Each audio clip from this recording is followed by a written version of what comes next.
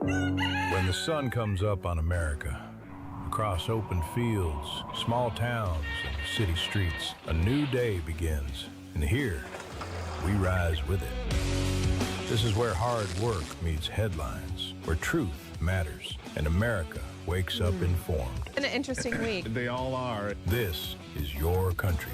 This is your morning.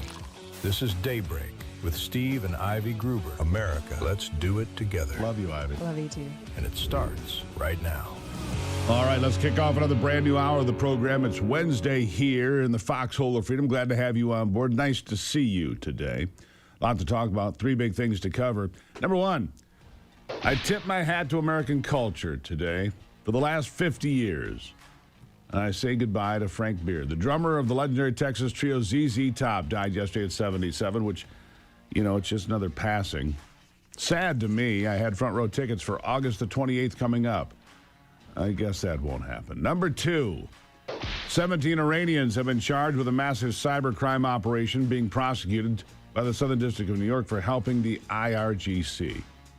And number three, we start in Dearborn, Michigan, where a pro-Christian anti-Muslim rally took place last night. Plenty to say and questions to ask. First of all, though, thousands turned out. It was bigger than I expected. I won't kid you. Bigger than I expected. A lot of jostling and yelling and performances. It was performative by people who want attention, who want clicks on social media.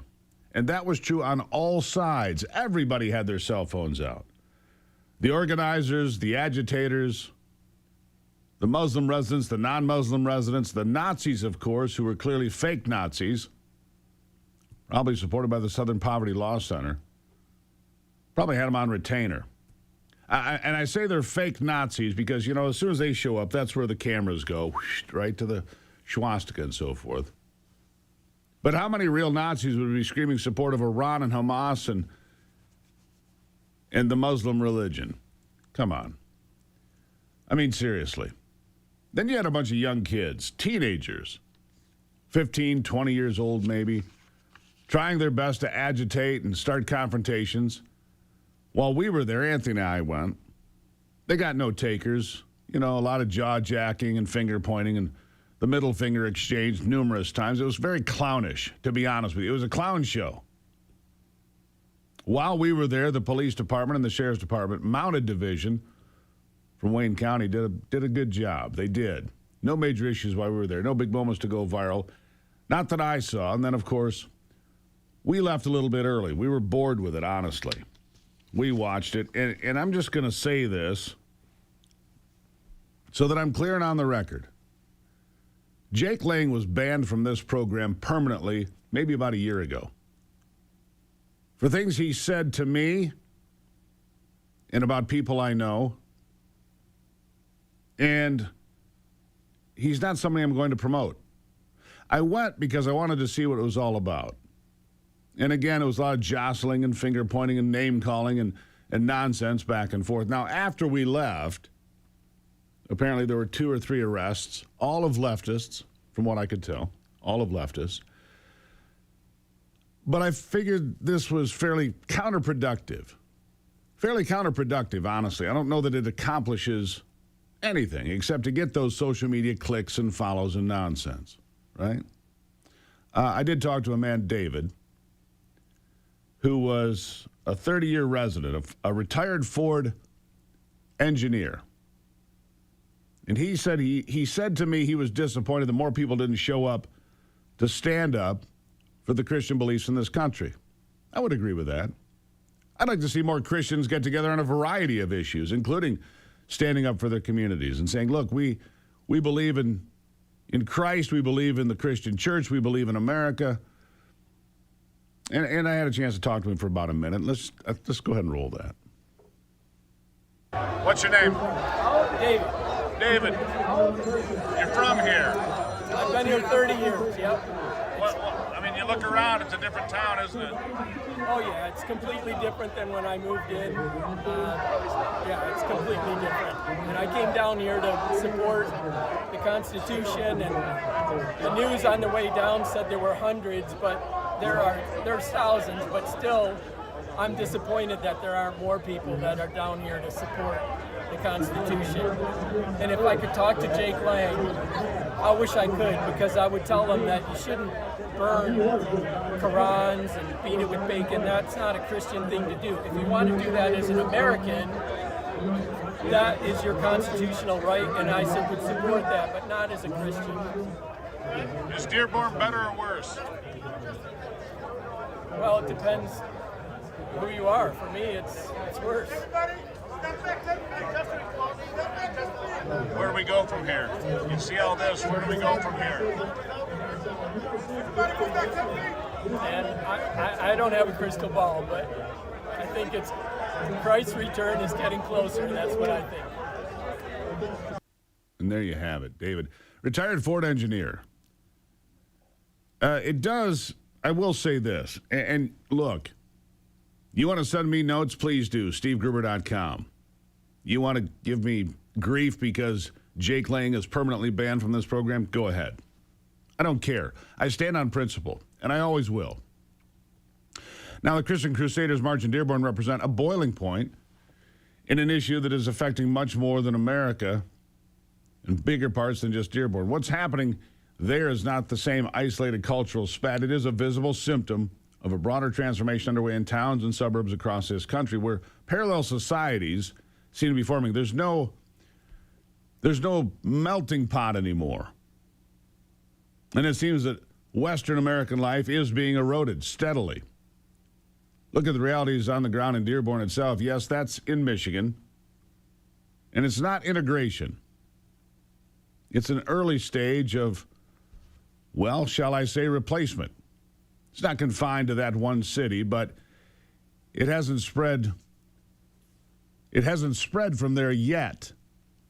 But from Minnesota to New York to California, we see the same patterns. Demands for special accommodations, resistance to assimilation, and the quiet expansion of practices that clash with equal protection under the law, free speech, and the separation of mosque and state, because under Sharia law, there is no separation of mosque and state.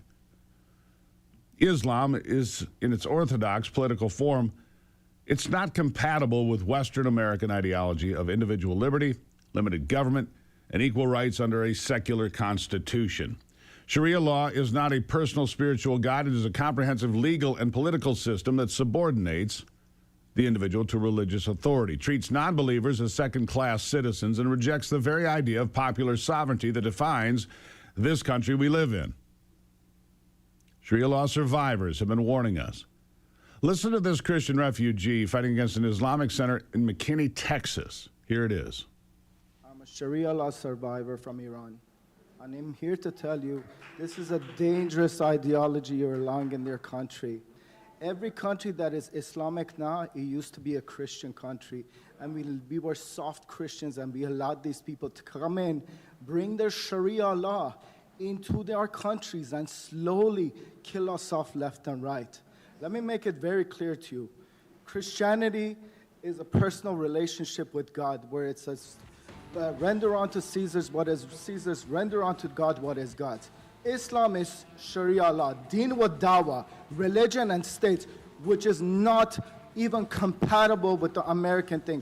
And when these people will use taqiyya to lie to you, to manipulate you, because whenever Islam is little, they will lie to you and tell you they come in peace. This is a bad idea, and you're going to regret not listening to people like us who lived under Sharia law.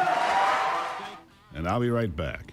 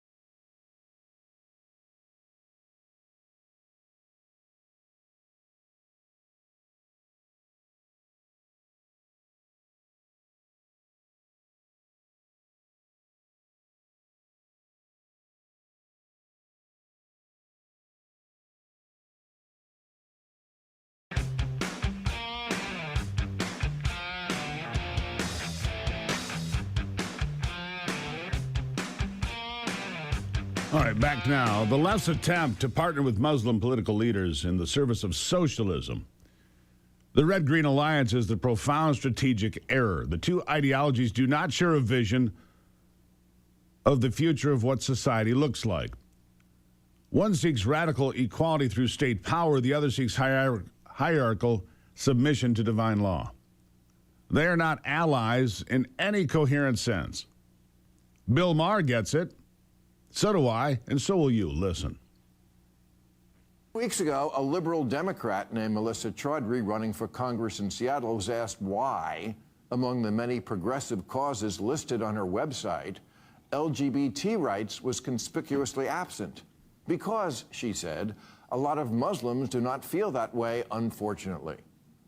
Now, here's where liberal sphincters just tightened. Because they heard the word Muslim and have been brainwashed into thinking, oh, some Islamophobic bullshit is coming now. No, just facts.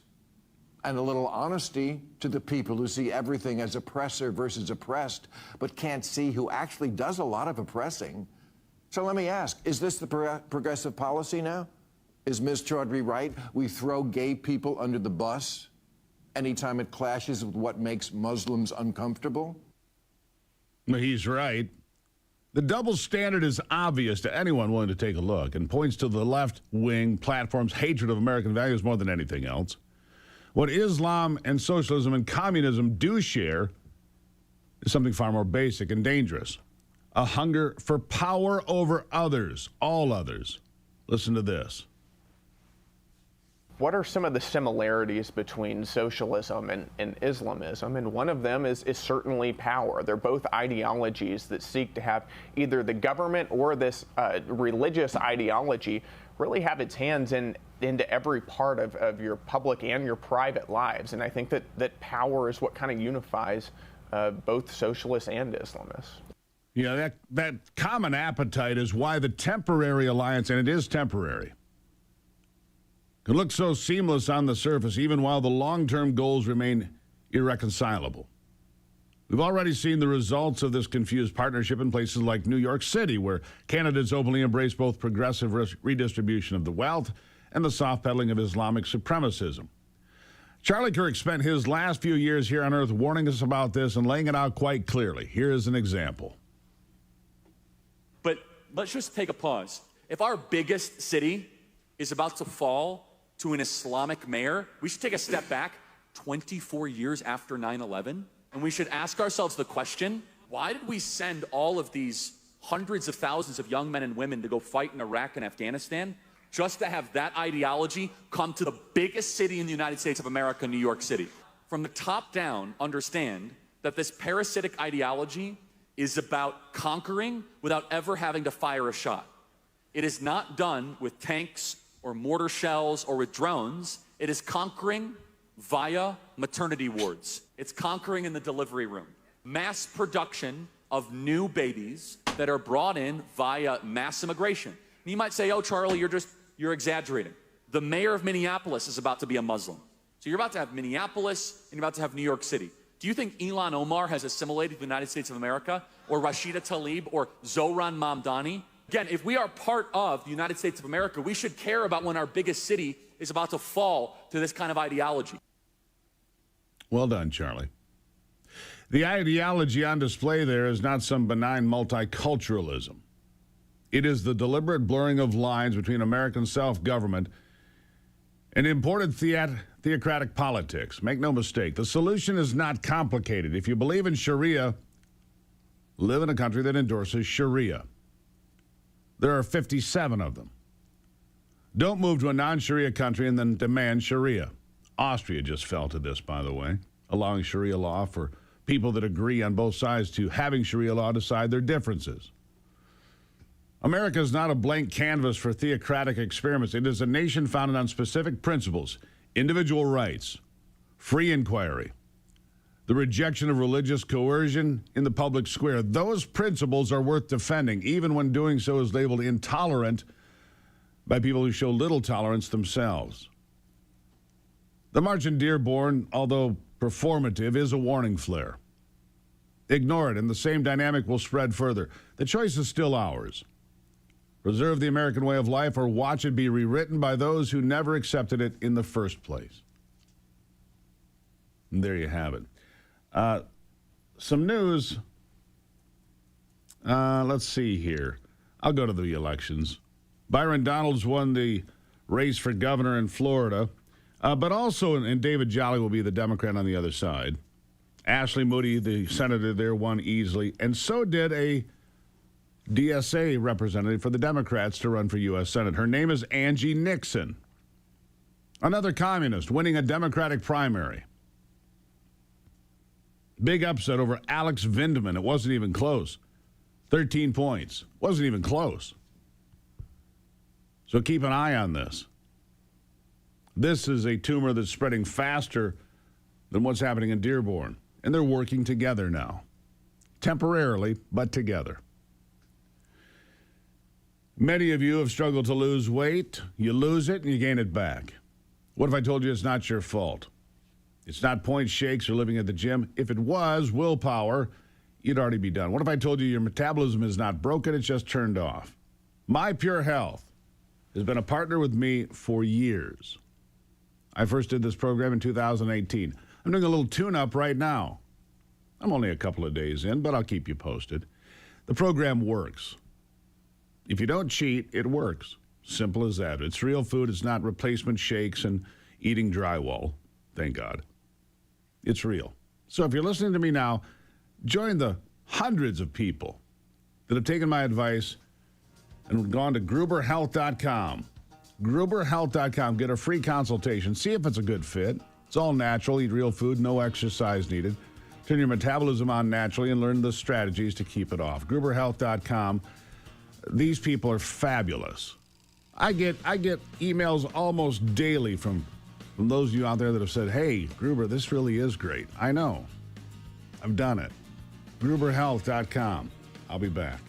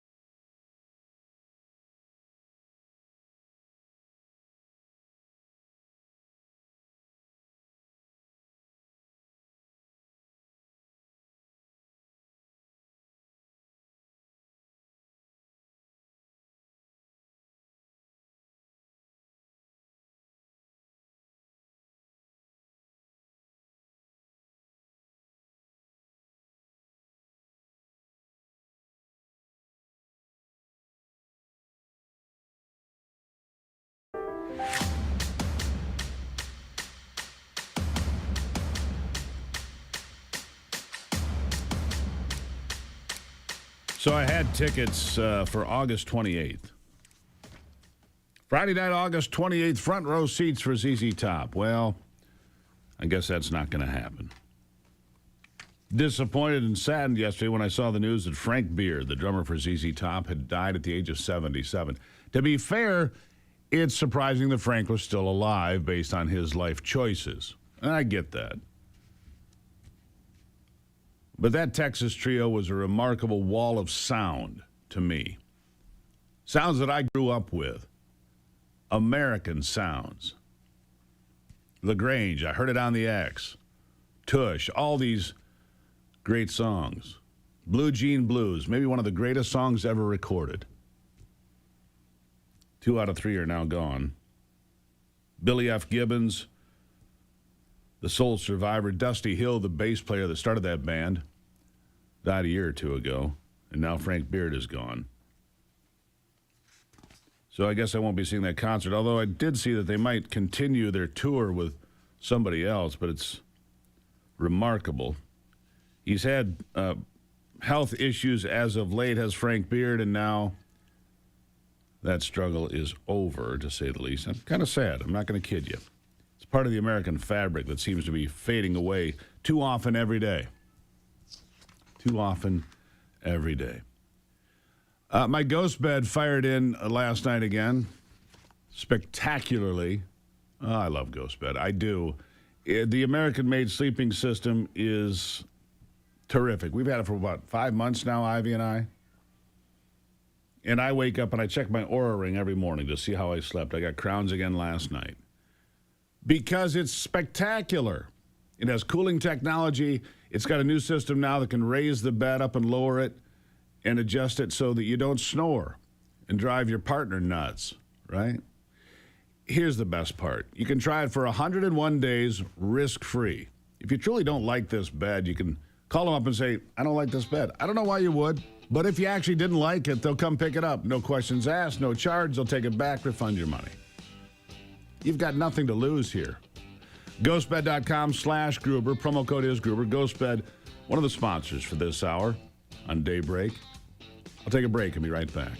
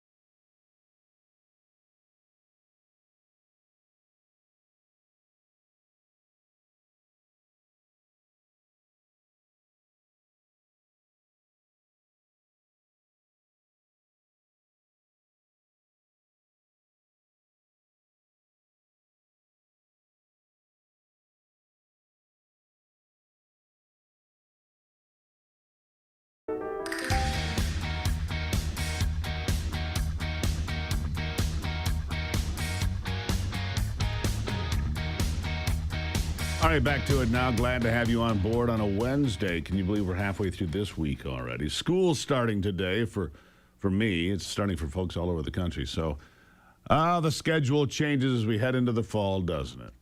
It certainly does. Look, data centers and flock cameras. These are two things that have become high-profile issues in this midterm election year. And my next guest, Tiffany Cianci, is a Maha advocate, entrepreneur, founder of TikTok Town Hall. Tiffany, good morning. I know you're up early for us, and I greatly appreciate you for doing that. Good morning, Steve. It's always a pleasure to be here. Thanks for having me back. I mean, you look great and you're fired up, but this is an important topic because these data centers, I just read something here a day or two ago that the state of Georgia says, look, we can't generate enough power for the number of data centers you want to put in the state of Georgia. We don't have the power. We simply don't have the gigawatts, period. And you argue data centers are worse than you realize. Why? Data centers are worse than we realize for a lot of reasons, but to look at the number of data centers that we're attempting to build in the United States, which are all entirely speculative at this point, there is no need for the consumption of generation and compute that they're trying to push through. We can look at other countries for point of reference. If you look at China, which has a larger population, they are currently building 581 data centers in total, whereas here in the United States, we're pushing through 5,596 as of last week. It's gone up 16 in the last week and a half. And when you look at the amount of compute that they're trying to say we need here in the United States, there's simply no proof of concept in any AI, large language models, machine learning that needs that type of compute. But what we do have are a lot of private equity and private credit speculators that are out here trying to get rich quick, forcing through this as if it were a big real estate deal and not at all planning for the long-term effects and use. And simultaneously, they're spending a lot of money in DC to suspend all environmental regulations to do so. There's been multiple attempts, 3 attempts, in fact, in the legislature to try and suspend all EPA regulations to give them a 10-year pass to do as much damage to communities across America as they would like, to have no repercussions, and to have immunity from any prosecution for what they do to families, children, environments, entire neighborhoods, and entire preserved agricultural land in the United States. It's only through the work of people like Thomas Massey in the Judiciary Committee that we've been able to stave it off, but they're going to keep attempting that over the next several months and into the new legislature. And so we have to recognize that right now, there's no need for this much compute, but there is demand in extremely wealthy individuals to try to get rich quick and then pawn it off on the American public to bail them out down the road. So I had a pro data center guest here a couple of weeks ago, and he said, you cite 5,596. I don't dispute the number, by the way, Tiffany. You and I know each other. I don't dispute the number, but he said those are proposed data centers. They're not actual data centers. Is there a right size? You point out China's got 581. It would be appropriate to have 400 or 500? Because to me, what I find nefarious about this is I think this goes hand in glove with all these flock cameras and all this surveillance. I don't think it's about, language models, and I don't think it's about my pictures being stored from my last vacation. I think there's something else working here. Am I just paranoid? No, you're not paranoid. As a matter of fact, I recently did an appearance with Catherine Austin Fitts where we had a conversation. The only thing that could possibly warrant the amount of compute that they're talking about generating is surveilling every single man, woman, and child in America around the clock 24/7. There is quite literally no other use case that warrants the amount of compute that they're proposing. And we are well over 1,500 that are in production right now. And we already have more than 1,000 data centers in the United States. So we're already double what China is proposing as the total that they need. But the future of compute, it's not going to be in giant data centers. The future of compute is going to be in decentralized compute. That's going to be more approachable. It's not going to need as much power. It's going to be spread across the United States in smaller systems. Right now, get rich quick and surveillance are the two things that these corporations are pushing for. And they're doing it in a way that is nefarious in the way that Enron moved their debts off books and eventually people went to prison for. You have Meta right now, Grok, through SpaceX. You have right now Google, you have Anthropic. All of them have taken the debt they're accumulating for these data centers and moved it into special vehicles and taken it off of their quarterly reportings so nobody's seeing the amount of debt they're accumulating. Meta alone has accumulated hundreds of billions of dollars in debt for a data center in Louisiana right now that is no longer reporting in any of their quarterly earnings reports, so nobody investing with them can even see how much they're spending. They're putting it on a 40-year payback plan, right. But they need new chips every 3 years. Let me go back to a word you used, which has created problems in this country for the economy as long as I've been around. That's speculators who drove the price of silver and gold up very high last fall, and then it crashed. Right now, speculators are pushing the price of gasoline and diesel higher than it should be based on the price of oil. And so speculators tend to create these bubbles that burst. If these bubbles burst, The stock market's at what, 53, 54,000 on the Dow, and the other markets have done very, very well. If the AI bubble and the data center bubble bursts, what happens to ordinary Americans? Well, first of all, ordinary Americans are going to be giving them a bailout, and that's happening in real time right now. If you actually look, the bubble around AI data centers is already bursting. 90% of the funding for these AI data centers that's coming out in real time right now is coming from private credit issuers that are issuing black money off books with zero oversight from the federal government. As a result, we saw that there was a huge pullback about 4 months ago, where we had 7 different major credit issuers, including Apollo, KKR, Blackstone, Blue Owl, that all had to halt withdrawals because they had to run on the banks when people realized the data center speculation was causing real problems and that they didn't have a profit model for it. As a result, JP Morgan ended up halting lending to these private credit issuers. And so Trump had the Department of Labor force through a rule that they're trying to pass right now that gives these same private credit issuers access to our 401ks with immunity to try to continue to bail them out. It's the same reason that SpaceX was given immediate access to index funds so that our retirement accounts would start giving more money to projects like Grok. And it's why Anthropic and OpenAI are trying to race to an IPO to get more money. There's simply no money left, and the speculators don't have a way to finish the projects. So right now, heading into the midterm elections, it's become a bit of a flashpoint, these data centers. I know people that I deal with that they're proposing one in their neighborhood. They don't want it. It's 24 hours a day. They make a considerable amount of noise. They use artificial light all night long, which can affect wildlife, of course, and other things. They don't have the power. There's questions about water. There's questions about how these work. Would it be a winning proposition for candidates to come out and say, oppose all data centers, or at least put a moratorium on starting new ones, freeze it in its tracks right now until we sort this out? Your thoughts, last word to you. It's funny you say that, because if you look right now at surveys that are going out and polling across the United States, 6 in 10 voters that are of the working and middle class in agricultural America say they would be willing to cross the aisle and vote against their own party if the other candidate is willing to fight to stop data centers in their community. 6 in 10. That's not independents. That's staunch Republicans and Democrats. It is that big an issue. And I hope that people start recognizing and paying attention as they're running for office how serious this is going to be in the coming election cycles.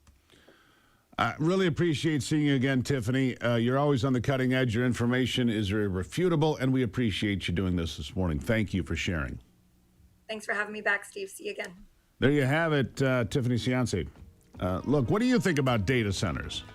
Do you want one in your neighborhood? What's it really being used for? Good things or something you don't really care for? Send me an email, stevegruber.com. I'd love to hear from you, or jump in the chat on YouTube or Getter. Tell me what you think. I look forward to hearing it. I'll be right back on Daybreak.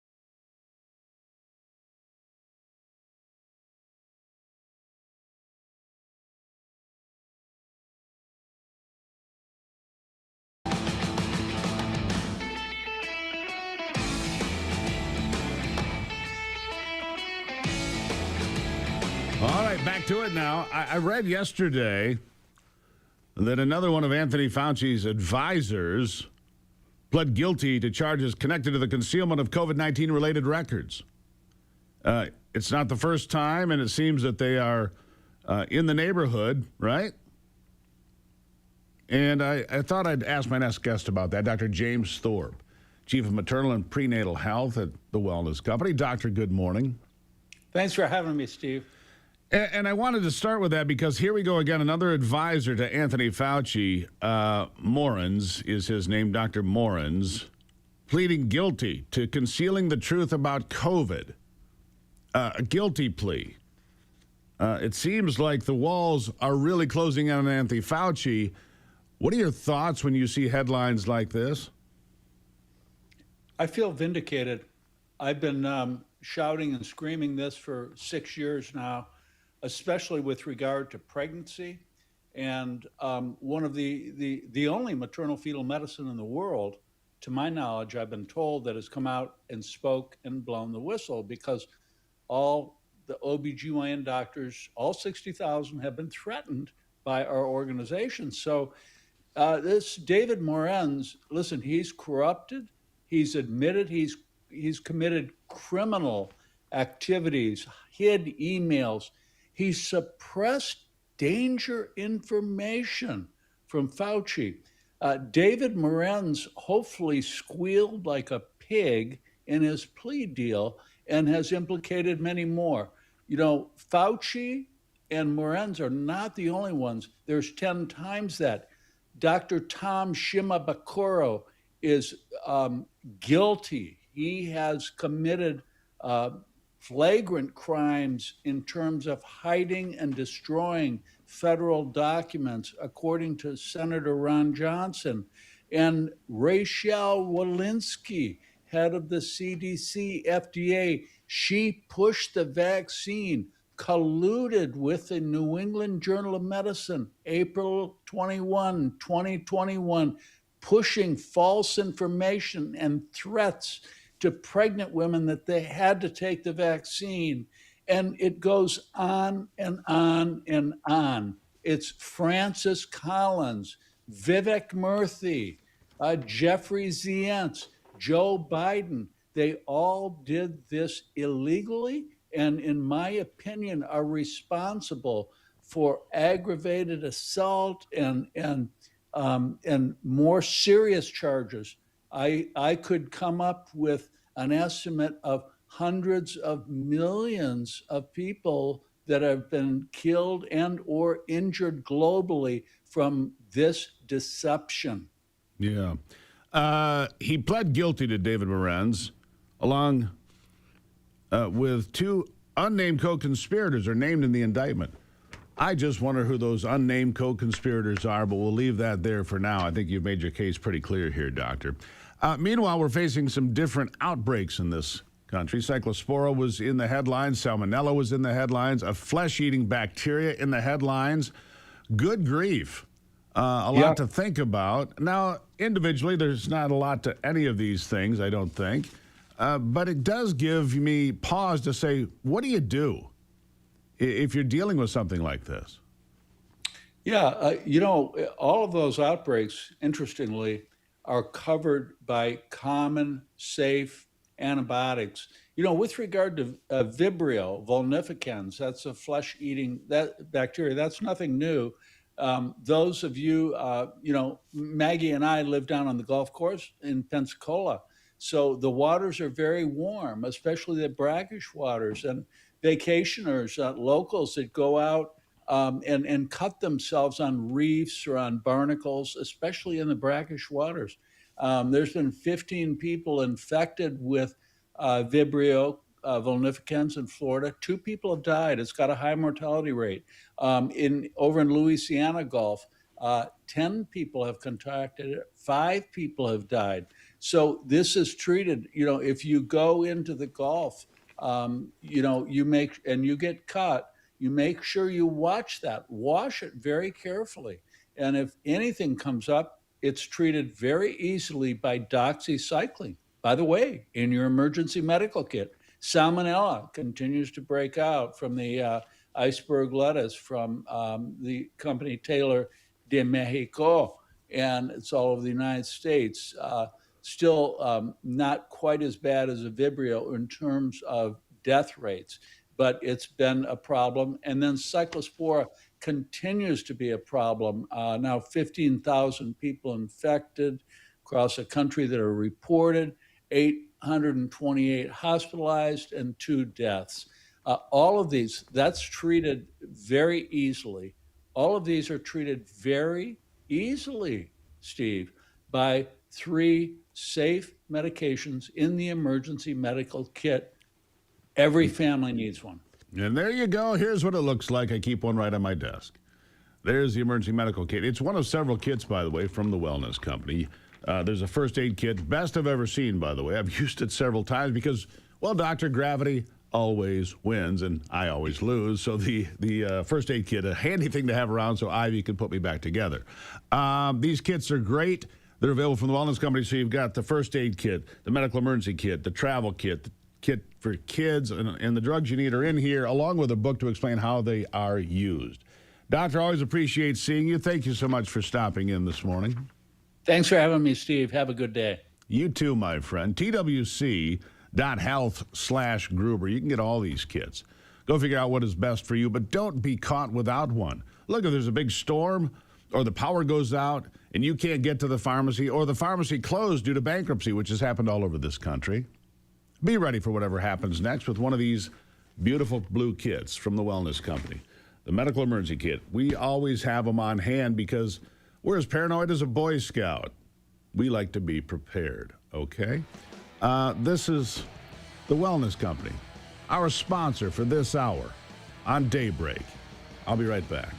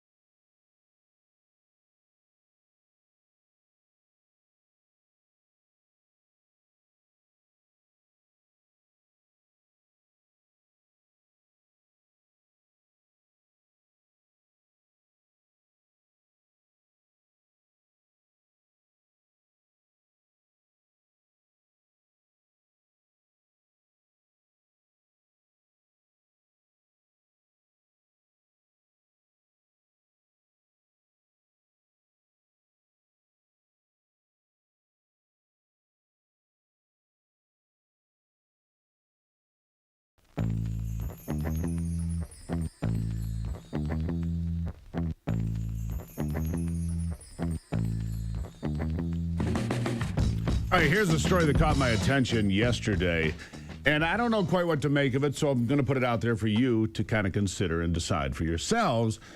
This company called Median Strategies, an alleged polling company, a company that showed Francesca Hong winning the race to be the Democrat nominee for governor in Wisconsin by 23 points. They also weighed in on the LA mayor's race. And then they came out yesterday and said it was just a social experiment. They weren't real polls. We just wanted to see if we could influence the coverage of a race or the voting patterns in a race. And I don't believe them. I think it was garbage polling. And the reason I say that is Median Strategies didn't do polling in Michigan. And yet the polls in Michigan showed Abdul El Sayed up 12 to 19 points prior to primary day. He won by less than a point and about 14,000 votes over Haley Stevens. I think they just got smoked. But on Monday, Median Strategies withdrew the results and said they should not be treated as genuine polling data. I agree. And in fact, I'd throw most polls in the trash. I do my own polling here with you. I talk to people every day, Republicans, Democrats, independents, people that normally don't vote, people that always vote. I talk to all these people because I put my finger on the pulse to try to figure out what's happening. And that's why I believe that Mike Rogers will win in November. But the people of Michigan have to turn out to vote. The people in Michigan have to turn out to vote. Anything short of that is not enough. Anything short of that is simply not enough. Abdul El Sayed does not represent the average Michigan person. Hassan Piker, worth $35 million, certainly does not represent the average Michigan person, the working person. Do union workers really want to give up their benefits package that they've bargained for decades and let the government take over? I don't think so. If you're a union worker, ask yourself, do I want the government to take care of my health care, dental care, optical care? I don't think so. We'll have more on Daybreak after this.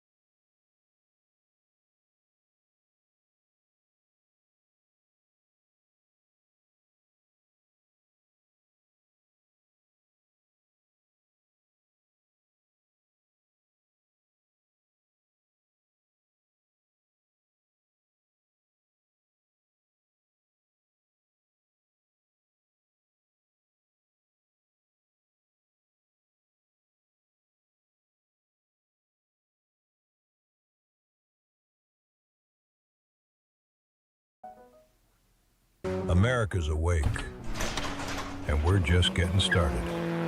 The headlines that matter, the stories they won't tell you, and the voices fighting to be heard. This is your country, your morning, your daybreak with Steve and Ivy Gruber. A new hour starts right now on Real America's Voice. All right. Toe into the footballs. We kick off another hour here. It's Wednesday. Glad to have you on board. Fighting for you from the foxhole of freedom. It's a 24-hour-a-day job for all of us, not just me. Here are three big things you need to know this hour. Number one, the 60-day ceasefire between the United States and Iran is over, of course, but so far, no major escalation by the U.S. or Iran, which may indicate there are still some conversations happening in the background. We'll see. Number two, Abdul El-Sayed has decided to defend Anthony Fauci and blame President Trump for the debacle of COVID, the fake vax, and all of it. I'll have that for you today. And number three, speaking of Dearborn, where we started the program today, I had somebody ask me yesterday if all Muslims should be deported from the U.S. That's not an easy question. The religion, as we've discussed, not compatible with our constitutional republic, but that's a long way from banning people, especially if they were born here, obviously. I do know that some states are specifically passing strict laws banning Sharia, and that I agree with, because it is not who we are. Ivy's in here this morning, as always. Ivy, good morning. Good morning. Look, Sharia law is not compatible with the Constitution of the United States. Florida, one of the states that has specifically gone out and said Sharia law is not legal. And I say this because I saw an article this week that Austria, in the heart of Europe, is now allowing people that want Sharia law, if they want to decide their matter with Sharia law, if both sides agree, they can do that. Well, once you've opened that door, right, where does it go from there? Sharia is not compatible. Deporting all Muslims? No, I don't think you can do that. No, but you can, I don't think that we're suggesting that either. No, I'm not. But you can constrain. I think the question at hand here, Steve, is we have a country that has a constitution. That's right. And we have each state that has its own laws as well. Those laws, the Constitution of the United States of America and your state laws, are the ones that determine what the law is or isn't. And we cannot have a place where another form of laws take precedent over our laws. Clearly. And so I think that is the concern here. It is a concern. And in places like Dearborn, Michigan, or other places that have a large population of Muslim people, are they asking, hey, we would like to have Sharia law be our law in these areas? No. And that I just think is a dangerous road to go down. The answer is simple. The answer is no. We have laws for a reason. So I think that's what we're asking here. Yeah, and our laws are working. I don't know if you saw it, but this week the FBI reported its crime statistics, biggest drop in 90 years of violent crime. Now, having said that, I don't know if all police departments are actually reporting properly, but still, crime in America is falling. More guns, less crime seems to be the pattern here. But I could not agree with you more. Sharia is not compatible. It doesn't work with the American system. And you can't have one and a little bit of that. It's either all or none, and I'll take the Constitution, all of it. Even when I disagree with the Supreme Court on decisions or other courts on decisions, I'll take the Constitution, all of it, over any Sharia law, period. That's right. That's who we are. That's how the country runs for 250 years, not with some backdoor system for those who want it. Because if you open that Pandora's box, then what if another form of religion comes around and that has something similar? Well, we want our rules of the land to be this. Well, even if it's not a religion, Ivy, what if it's just you and I? Hey, you know what? We've got our own rules in this house, and we just want a permission slip that, Ivy and I and the neighbors, we have a conflict with our neighbors. We just want to work it out under our own set of rules in this subdivision. Right. Well, if you make one acceptable, who then There's gets no to end. determine what is acceptable or what isn't based on what we all believe, right? So I think that's where you open a Pandora's box that is almost impossible to shut Yeah, you're once never you gonna open close it. it. So I think let's stick with, we have the Constitution of the United States of America. We have our state laws. Those are the ones that take precedent. Any other form of law that aren't those things, then doesn't apply. Doesn't apply. Yeah. I see this marriage, we were talking about this, between these socialist / communists and the Muslim church or whatever working together. Look, we saw Bill Maher talk about this. What are you going to throw gay people under the bus because it might offend Muslims if you don't? Paraphrasing, but that's basically what he said. No, we're not doing that. We're not throwing anybody under the bus if it offends somebody. It's free speech in America, not free speech if it doesn't offend you. We have freedom of religion here in this country. If you want to practice your religion, then you can do that. You just cannot impose it on other people. You can't forcibly impose it on them. And I think that's the concern here. Yeah, a number of courts have made it so it depends state to state. Some states have made it so you can't put the 10 Commandments on the wall of a school because they say it's a religious matter. I think it's a historical matter and has value in that way. But okay, if you can't put up the 10 Commandments, you certainly can't put in foot washing stations. Right. You can't put in Sharia law. You can't put in prayer pads for a certain subset of the people that attend that school or anywhere else for that matter. That's right. And to me, this is no different than, remember this whole crazy thing that people were doing with students dressing up as a cat or a dog. I've heard those stories. I don't know if there's much truth to that. Well, there were some parents that we had heard that, and I have particularly seen, and that I don't know if there was like litter boxes, but no, I think that was kids were allowed to dress up as dogs and cats. Yeah, with the tail or the the little ear things. I was at a similar event in Dearborn yesterday. It felt like a dress-up event. I mean, Anthony and I were talking about this because Anthony went with me. He was my muscle. But here, you're partway into the day. Here comes the Nazi flag. And I'm like, of course it does. And that's what they'll show on network TV and MS Now or whatever. Right. They were fake Nazis. I don't think Nazis are sitting there chanting, we support Iran, we support Hamas. Those are sorry. That's not real. That's performative. That's there to get clicks and attention and nonsense and whatever. I agree. Yeah, it was. You wonder, when you think about J6 and you think about some of these other, what was it, the group that paid protesters. The Southern Poverty Law Center. Right. So you wonder to what degree that, are these actual protesters? Are they paid protesters? Well, you asked me that last night when I got home. Are these just agitators? Right, exactly. Because you just don't know now. Now that we know that, J6 and Charlottesville and all these other protests had these paid protesters. I mean, we know there's paid protesters, but the amount of money. Manufactured. Right, and the government played a role. We know there were undercover agents from the intelligence community at J6. What do you believe? That's a problem in today's world. What do you believe? Before we run out of time, I want to, did you see that President announced that the U.S. has reached a deal with Canada, pushing scheduled tariffs and pausing scheduled tariffs and potential revival of the Keystone XL pipeline? Well, I knew that was happening. I didn't see the president announce it, but I may have talked to the ambassador to Canada at length yesterday, our ambassador to Canada. He might have, give me some foreshadowing. That's good news. Well, we'll see. And the ambassador said that it looks like things are going well as far as trade deals, and he thought it was going to come today, as early as today. So maybe it got done a little bit early. He posted on True Social last night, the president. So there you go. Ivy, love you. Love you. She'll be back in a bit, of course. We'll give you more Ivy. I know you want it. We'll be right back.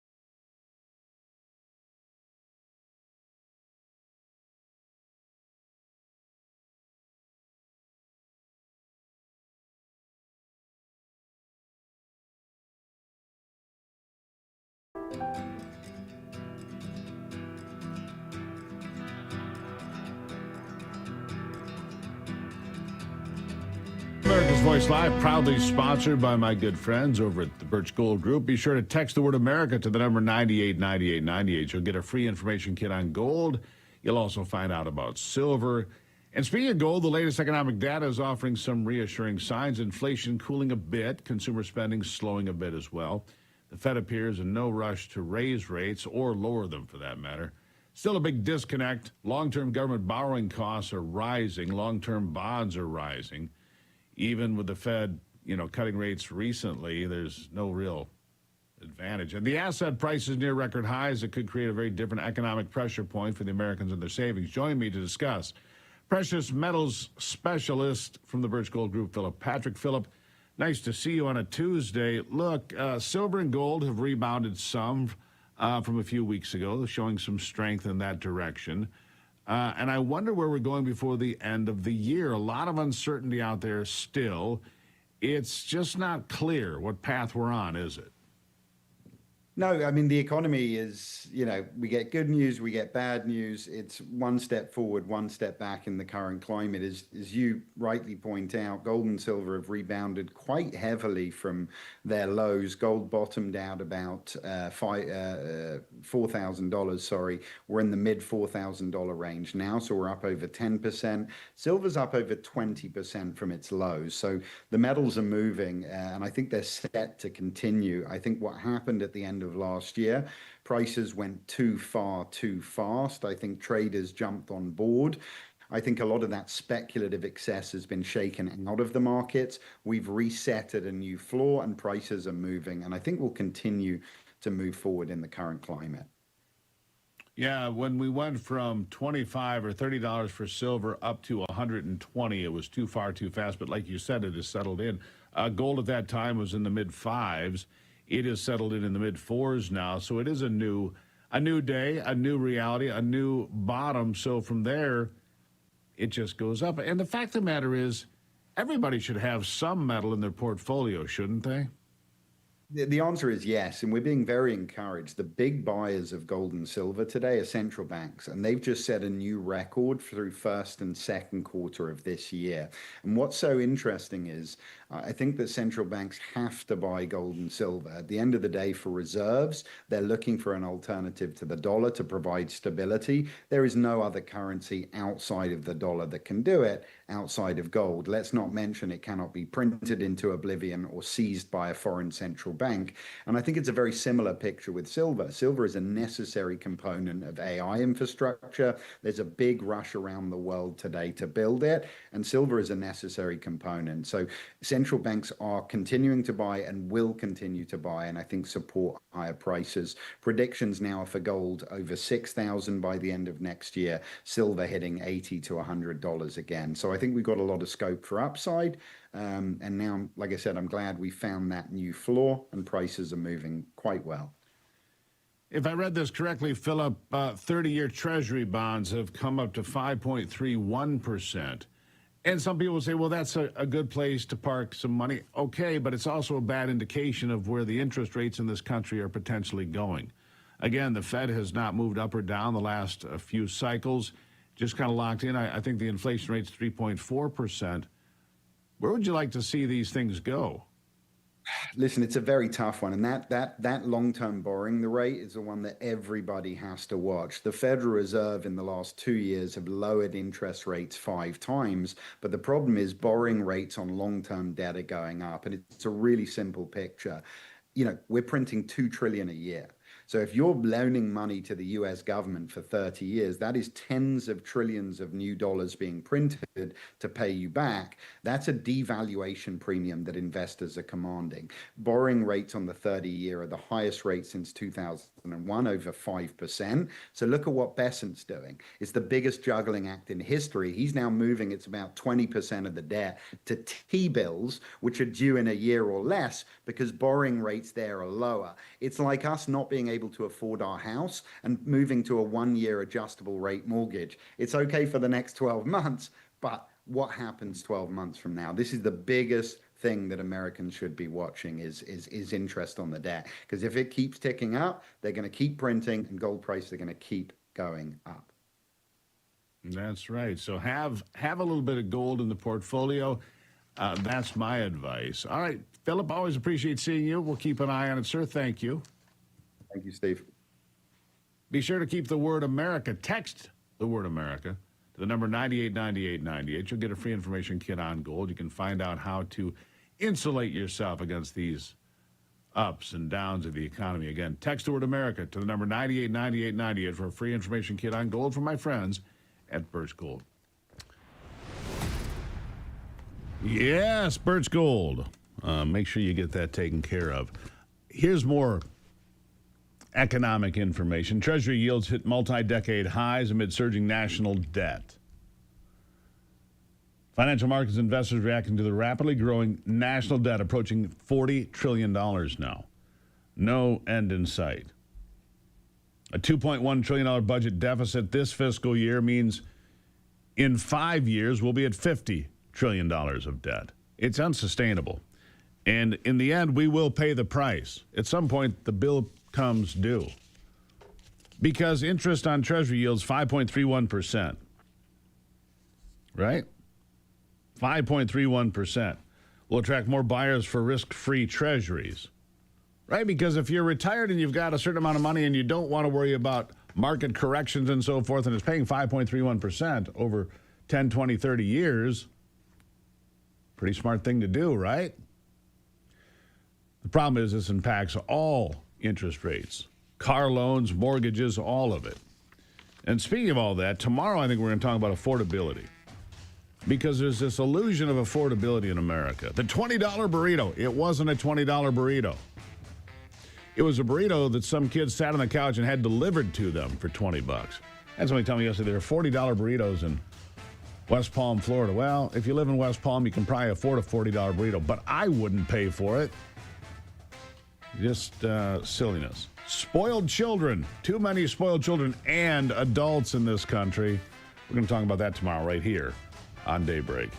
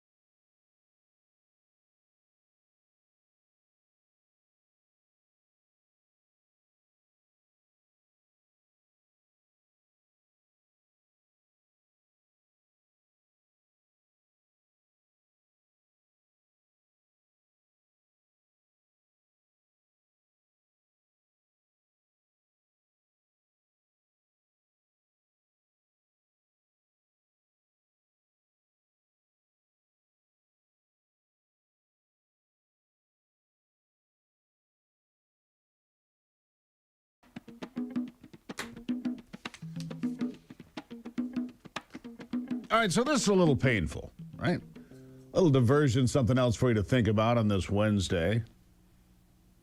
Running barefoot on paved streets. I wouldn't do it. I'm a tenderfoot, all right? But there's this guy from Lindenhurst on Long Island. He's a ballroom dance instructor. He has now run 6 marathons barefoot. Barefoot. His name's John Mazzai of Lindenhurst. I do periodically get a little shard of glass or something in my foot. And what I say is, that's what the bib pins are for.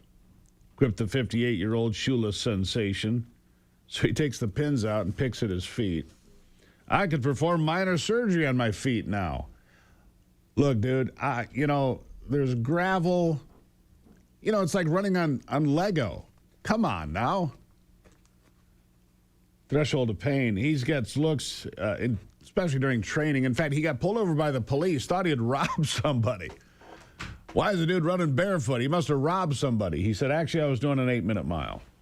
Barefoot. 6 marathons. That's crazy. That's a threshold of pain that's pretty remarkable. It is that time of year, back to school, everyone busy running around, soaking up the last bit of summer fun. Now it's time to find that familiar back-to-school routine, whether you like it or not. Summer It's going to close out pretty soon. But you don't have to let that get you down. Stay on task by incorporating Patriots Relief CBD, a great partner of this program. Patriots Relief CBD, put it into your daily back-to-school routine. Patriots Relief CBD products assist in the internal balance of easing stress, anxiety, and ADHD, keeping students focused and stress-free while parents and grandparents can enjoy watching the next generation flourish and grow while relaxed and pain-free. Patriots Relief CBD for a happy body, sound mind. Take it all in stride like the barefoot runner. Call Tim and his family, 877-230-1776, or visit patriotsrelief.com. Use the promo code Gruber. You're going to get 40% off and free shipping today. 40% off, free shipping. That's 877-230-1776. Go to patriotsrelief.com. Don't forget to use the promo code Gruber at checkout. I'll be right back.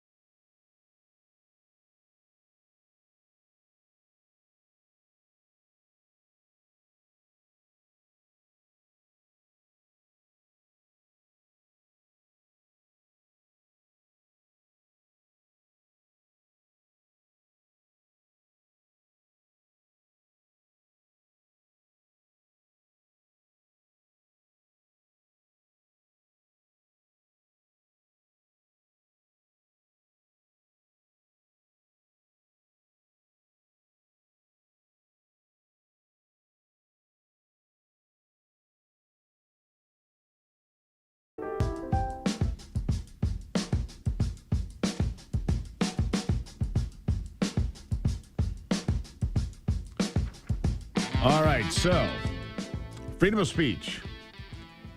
Some believe it's under attack. I believe it is under attack, but not from the same direction my next guest believes. At least I don't think so. We're going to sort it out with Trevor Timm, Executive Director, Freedom of the Press Foundation Director. Trevor, good morning.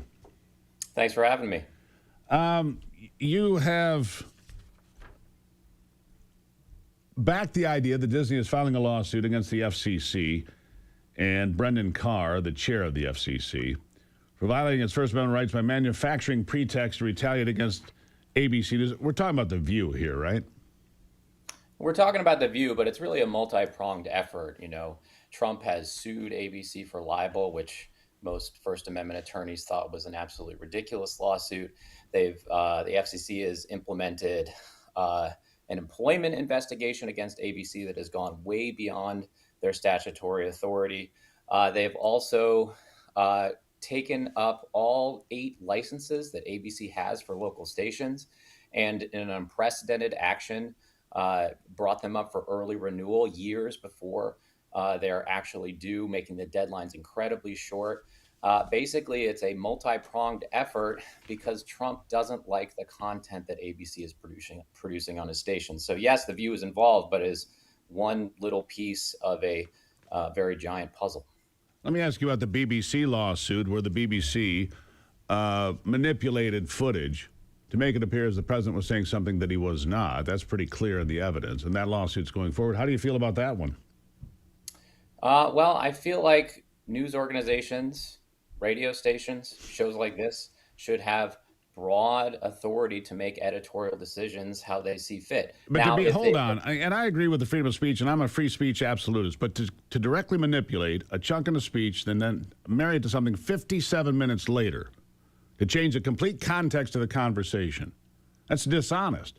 Do news organizations have the right in what is called a documentary? By the way, you can't get an Oscar for a documentary if you edit footage at all. It has to be straight takes and straight cuts. You can't have anything like that. So it wouldn't pass the test to be an Oscar film, but you think it's okay to manipulate the information as long as it's a news under the guise of news organization. Right. Well, the standard for what you produce on television programs is not whether it can be eligible for an Oscar, and I don't even know about those Oscar rules.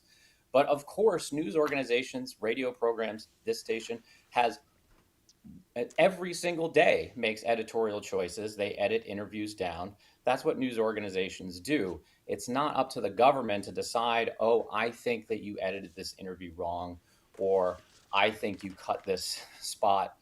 There is law that has existed in this country for 70 years that essentially says news organizations are allowed to publish information in the public interest about public figures, and public figures have a high bar to reach when bringing these types of suits, which is what's called the actual malice standard. That's correct. And Donald Trump has won some of these suits thus far, has he not? Actually, Donald Trump has won 0 of them. He wasn't paid? I mean, do I need to go to the record here?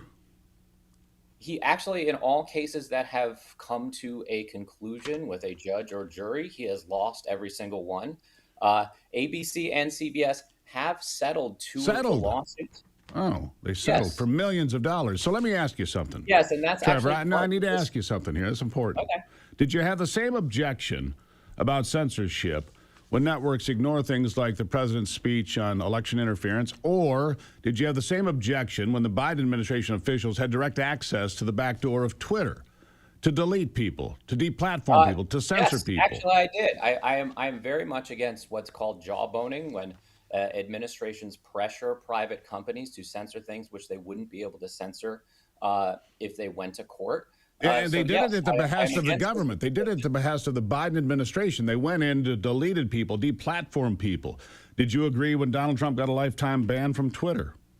No, I didn't. Actually, I wrote op-eds saying that they shouldn't ban him because he is a very important public interest figure. And even if he is lying, that the public has the right to see what he is saying. So that's what we're talking about here. It's the principle. You know, when you talk about the presidential speech, which ABC and NBC did not air. Or the network, hold on, the networks that did air it did it with a disclaimer. A disclaimer, even though the documents are there. Of course, which is their editorial judgment. Did you know during the Biden administration, they refused to air speeches? During the Obama administration, they refused to air speeches.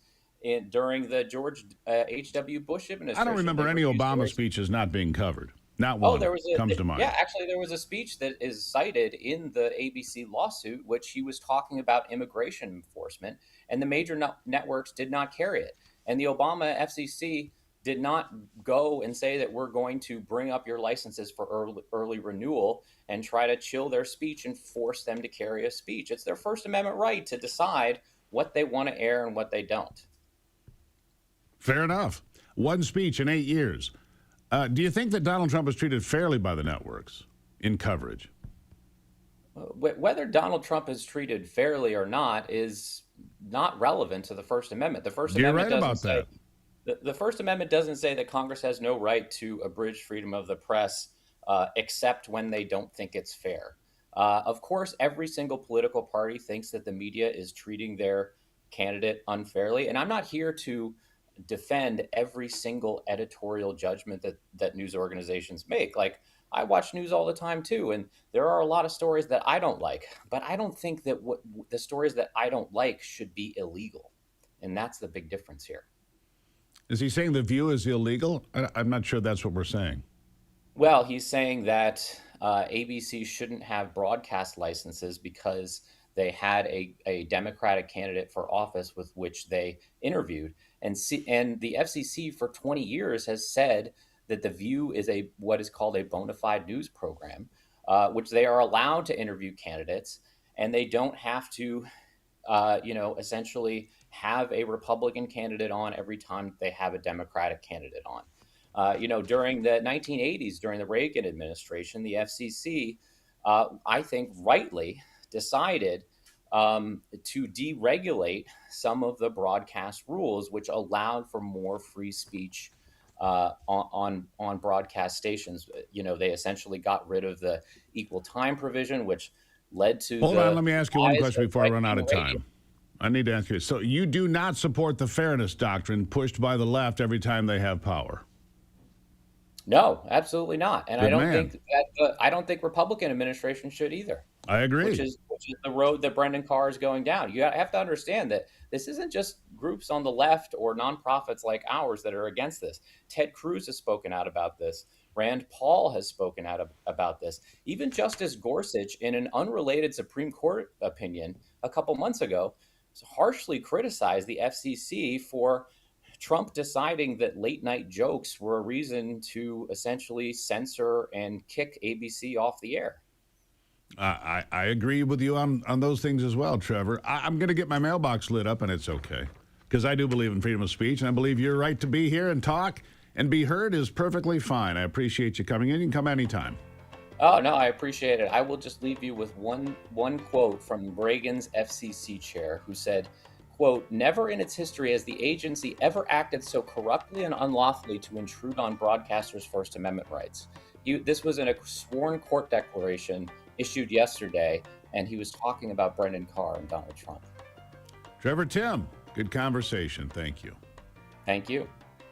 We'll be back on Daybreak.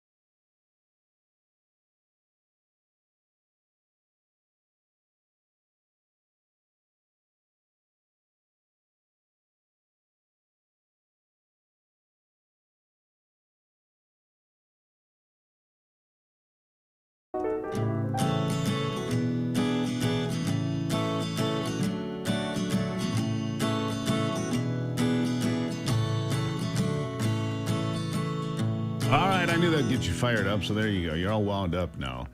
Ease into that coffee carefully. You might burn yourself. All right, welcome back to Daybreak.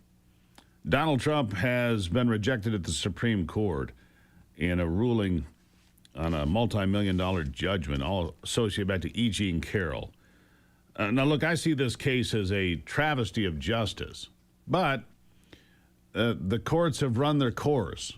All right, Maureen Steele, co-founder of the American Made Foundation and co-author of the new book, The CPS Pipeline, State-Sanctioned Kidnapping. She's a seasoned paralegal writer, strategic advocate, and she's looking for truth, justice, and American values, the same as we are. Maureen, welcome to the program. Hi, Steve. Great to be here. Nice to see you. So walk me through this. It was a $5 million judgment, but there was interest on it. It's like $5.6 million. I believe the funds have been released to E. Jean Carroll. This is one of those stranger things in recent years to me. Couldn't remember the place, the time, the clothes, the anything. And if I talk to sexual assault victims, they know exactly what happened. Every step of the way, they can recount minutia. She could recount nothing, but we're still here. Another court awarded her $83 million plus. That's still hanging out there. What do you make of all this? Well, for me, in my personal opinion, I think, the Adult Survivors Act, when that was implemented and it sort of let people claw back, years in the past, 30 years for this particular incident with President Trump, we're all entitled to due process. And once 30 years has passed, evidence disappears, memories fade, people die, defendants die, exculpatory evidence is gone, especially since 30 years ago, you didn't know you were going to be accused of this. So it really puts a defendant in a terrible position. Terrible position. I think it's a terrible law. That's not what our country is about. And this isn't about saying that, women don't deserve to be heard. But it also isn't about, a man has the right to defend himself and he needs a rigorous defense. And when evidence is 30 years old and evidence is missing, witnesses are dead, that's not justice, and that's not blind justice. And I'm not sure there was any evidence in this. I'm not sure there was any actual evidence in this case, except one person saying you did this and one person saying, no, I didn't. There was no evidence at all. Brett Kavanaugh, they accused him in the most shameless way of something that allegedly and did not happen, I do not believe, in high school. And President Trump, 30 years ago, this happened. No, it didn't. How do you prove otherwise? And yet, you don't lose in a criminal court. A civil proceeding finds you liable for millions of dollars. This would bankrupt people, destroy lives, destroy legacies, destroy businesses, wouldn't it? Oh, absolutely it does. And I think in this case, that was the aim. I don't think Trump has been treated fairly. And whether you like Trump or you don't, that should concern everyone, because our legal system needs to be blind, and it shouldn't be, punitive, and it shouldn't be about punishment and revenge. And I think that is really, I really think that's what where we're at with Trump right now. They're taking revenge on him, and It's not the American way. It's certainly not how our judicial system was designed, but we're finding ourselves increasingly in that situation from courts, from the Supreme Court all the way down to our lower courts. It's deeply concerning as an American to watch this happen. Yeah, and I'll just go on the record. Look, this is a garbage judgment, but if the $83 million goes to the Supreme Court, they didn't have any interest in this part. This $5 million civil judgment awarded to E. Jean Carroll. They denied Trump's request for rehearing on an unsigned order Monday. No explanation for their decision. Are they going to do the same thing on $83 million? First of all, $83 million? $83 million. Yeah, that's extraordinary. Would I get assessed $83 million? No, never. Would you? No, never. No, it's revenge. I really think that, punishment becomes vengeance. And I think that's where we're at. People don't like him and they want to punish him. They want to, get him. And the thing is in this $83 million claim, he did claim immunity. And I think that is why he's trying to appeal this. His attorneys did put in there that he had constitutional immunity. And what they're saying is, it wasn't specific enough. He didn't claim presidential immunity, which is just baloney. He absolutely had presidential immunity. He had every right to make the statements he did. He is being asked questions by the press, and he's defending himself. And that's what the second case is about. She's claiming his defense of himself defamed her. She brought the allegations forward, and he has every right to defend himself, especially in front of the press, especially when he's defending his fitness for office. Right. Maureen, So let me ask you again, this. Apparently the $5.6 million was paid to Carroll, from what I read. Yeah, but I wouldn't be so easy to give up $83 million. Look, he's a billionaire. Is it going to hurt his bottom line? Probably not. But it is the principle, the absolute principle. This is garbage. You're going to make this woman worth $80 million based on some story she told 30 years after. And again, I'm on the record. I don't believe it ever happened. I don't. I agree with you. I think this is a slippery slope. I really do. That if if the Supreme Court denies to hear this case, especially since they absolutely claimed immunity in their list of defenses originally, saying it wasn't specific enough because it wasn't presidential immunity. We all know there is presidential immunity. I think they're splitting hairs over it again. I think just to punish Trump. And for revenge. So it's a slippery slope because if it happens to him, it can happen to anyone. And everyone should be concerned about this, whether you like Trump or not. We have these, legal guardrails and these due process guardrails for a reason. And when we let them slide, it sets this really unhealthy, terrifying precedent for everyone. And where is justice here? Is $83 million justice? Like you said, No. For a 30-year-old claim. It's egregious. It is vindictive. It is vengeance, as you said. Maureen, let me leave it there for today. Thank you for being here. Thanks for having me on, Steve. Greatly appreciate it. There you have it. Brett Kavanaugh didn't do it. Donald Trump, not this situation. Didn't happen. That's my opinion. It's my opinion, and it's not going to change. We'll have sports after this.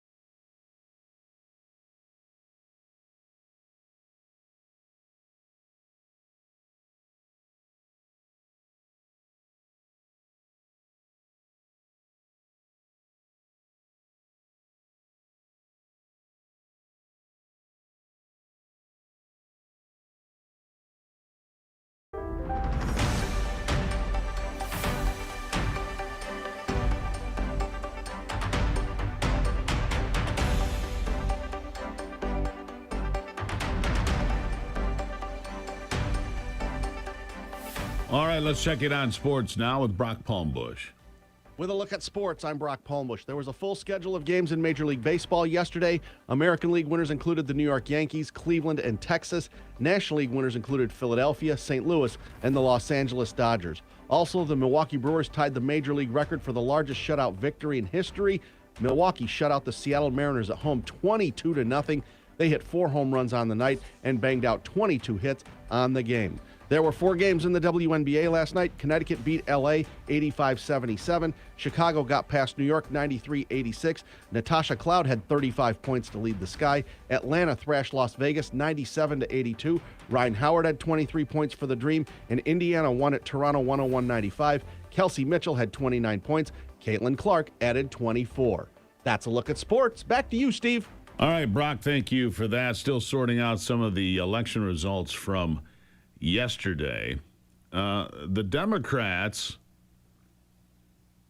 and the voters of Florida shocked that a DSA member, Angie Nixon, will be the opponent of Ashley Moody in Florida. I guess that makes it pretty easy that Senator Moody will now earn a full term.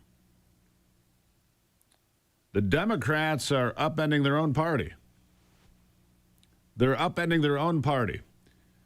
The socialist communist ideas are being rejected. When real people, when working people refuse to support it, when black voters refuse to support it, when Hispanic voters refuse to support it, it is a problem for Democrats to retain any sort of power. And they're willing to cede the playing field to communists. Well, it's not going to work. Angie Nixon, well done. She'll get 30% of the vote. But that in of itself is frightening. Honestly, got a D next to her. Vote blue no matter who. Well, I'm sorry, that doesn't really work. That's why Mike Rogers will win in Michigan in the Senate race. Bet your bottom dollar. All right. SteveGruber.com. Send me emails. More Daybreak to come.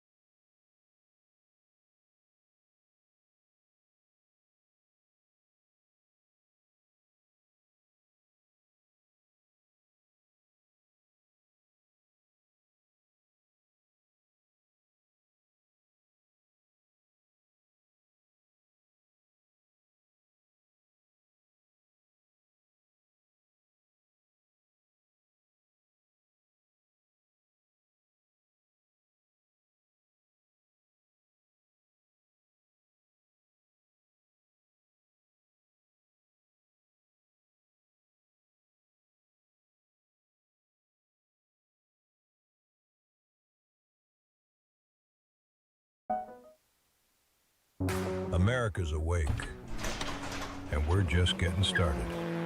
The headlines that matter, the stories they won't tell you, and the voices fighting to be heard.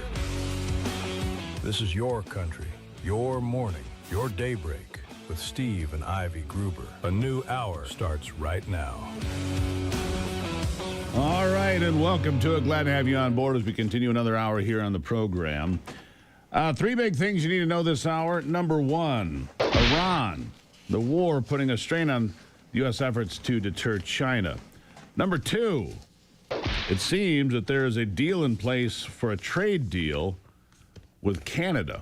50% tariffs were supposed to take effect this morning. The president announcing on Truth Social that that would not happen. Announcing that that's not going to happen. And number three, everything going on in Dearborn. We were there yesterday. Anthony and I went down there. And to be honest, it was, anticlimactic. Yeah, there's some scenes that happened after we left because honestly, it was very performative. Anthony, you thought the same thing, didn't you? Yeah. Yeah, it wasn't that cool. It wasn't that cool. I mean, you got the fake Nazis, the young kids, the Arab kids, whatever, trying to get something to go off, trying to get somebody to hit somebody. You've got a few bikers. I don't even know if there are 100 bikes here. So this is what happened. I told people this going in. Every year, they're going to ride out of Sturgis, thousands of bikers. Well, that didn't happen. Now did it? No, it didn't. And then it's remarkable how just useless it was. And for anybody who doesn't know, and I'll repeat myself, Jake Lang has been permanently banned from this program for outrageous things he has said and done. We will not promote him. We will not have him on as a guest. We will not have anything to do with him. And so for those of you that support the whole Jake Lang thing, that's fine. It's America. You can support whoever you want. But the fact of the matter is, we will not have him here. And that's somebody asked, would you believe in free speech? Would you have Nick Fuentes on? No, I wouldn't. But that's my right. I can platform somebody or not platform somebody. They're free to say whatever they want, just not here. Just not here. We talked about free speech in the last hour and the targeting of American networks. And I didn't disagree with the guy I was talking to. I didn't. I thought he was actually, reasonable, supported the First Amendment, as I do. Trevor Tim was his name. And, I'd have the guy back. We are going to the midterm election. I'm going to start with Bite 5 here. Bite 5. And here in Michigan, Abdul El-Sayed won the nomination for senator, as you know, as the Democrat, even though he's a socialist, a communist, a guy propped up by Hassan Piker, a hateful anti-American. Now, he was supposed to win by as many as 19 points. 12 to 19 was the range. He won by less than a point, about 14,000 votes. You wonder about the polling or if they're inflated to create a false illusion. But Mallory McMorrow was in that race, along with Haley Stevens and Syed. Now, she dropped out. But she appeared yesterday. She says she was not radical enough to get the nomination, but she will support El-Sayed anyway. Listen to this. So for every person watching right now who's hearing everything you're saying, yes, this is what we want, this is what we need, this is the America I want to live in, why do you think that didn't work in your election, in your campaign?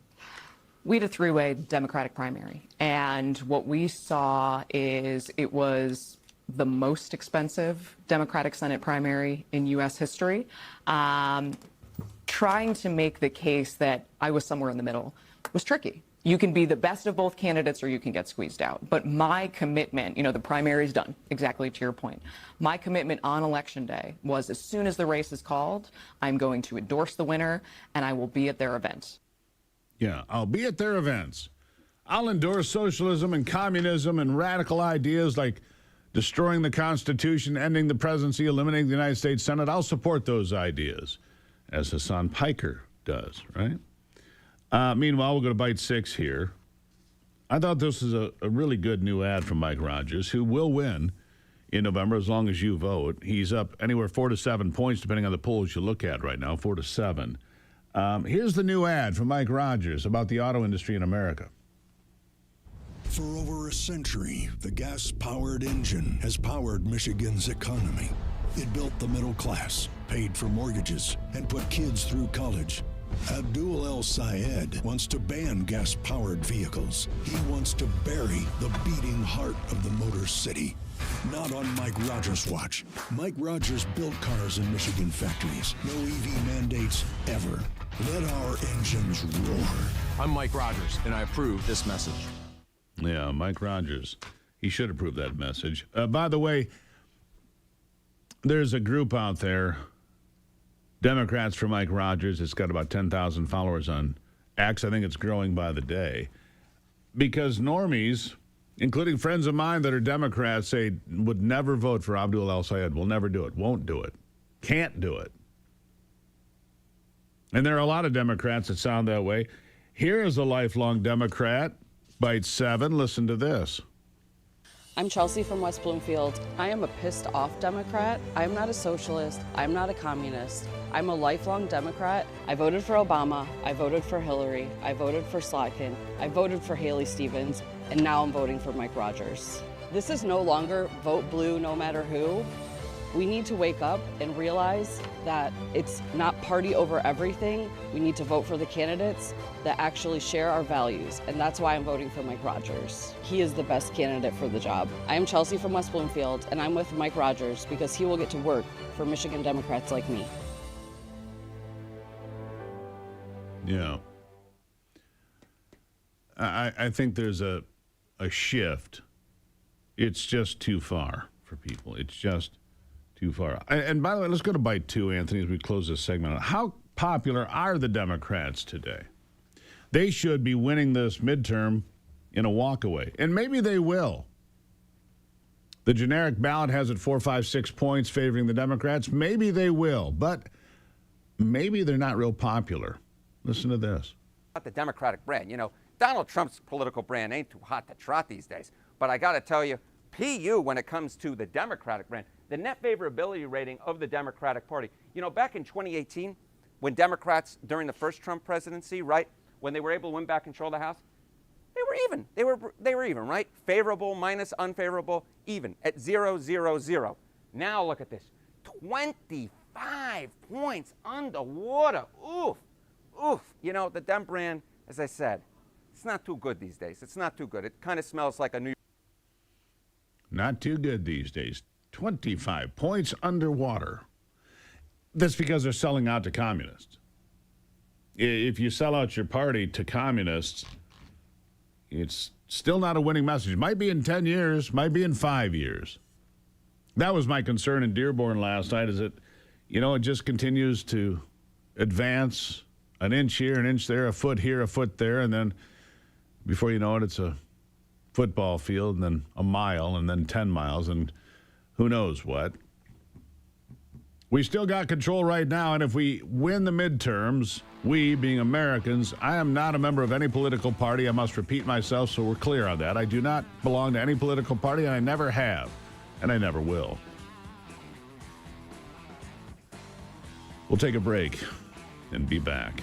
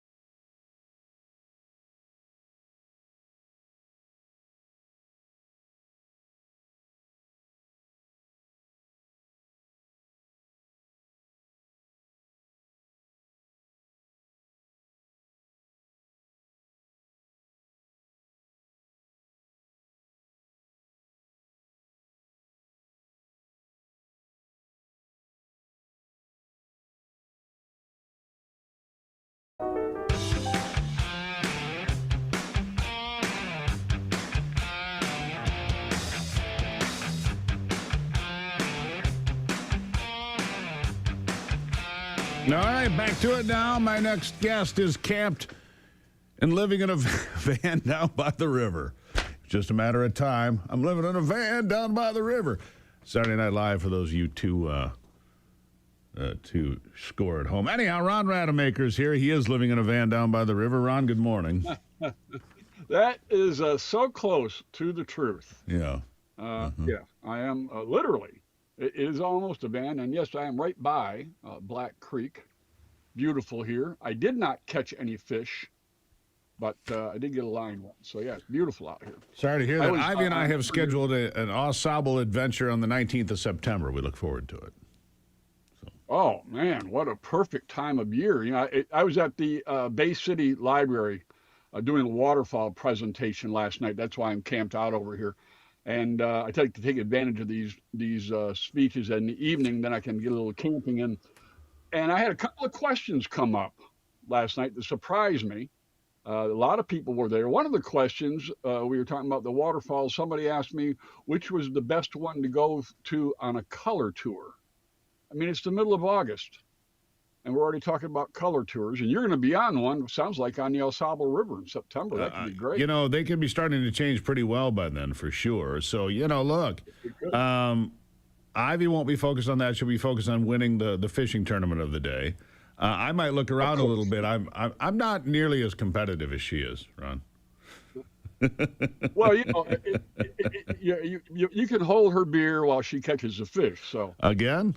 Yeah, I suppose. There wasn't another question. We had a question for you that came up. All right. A couple of listeners were there, and the question was, Steve, are we going curling this year? God, I hope so. I really want to do it, Ron. We talk about it for, what, 5 years now? Well, and I told them that you had now learned somehow that there are curling establishments in other places other than Lewiston. Like I think there's one right there in right near in Detroit. Yeah, there's a half a dozen of them. I figured out. Yeah, half a dozen of them. So I said I would pass it on. I'm passing it on, and we will see if we can get that pot stirring again. Speaking of hold my beer. Yes. Yeah, I'm curling now, Ron. Hold my beer. Right. Yeah, absolutely. I'll be glad to. Yeah, there you go. Glad to. All right. So what do you got for us? Well, I got a lot of cool stuff. You know, Upper Peninsula, we're talking about color tours and waterfalls. The Keweenaw Thimbleberry Festival is on. Thimbleberry? Up in, yeah, the Thimbleberries. And great, the Thimbleberries Not to be confused with dingleberries, delicious. right? And they make jam out of them. Excellent jam. Sault Ste. Marie has the Shindig in the Shire, Steve. This would bring back some memories for you. Sword fighting, dancing witches, pirate choirs, merrymaking. Does it sound like the 70s, Steve? I think I was at that party. It's a little cloudy to me.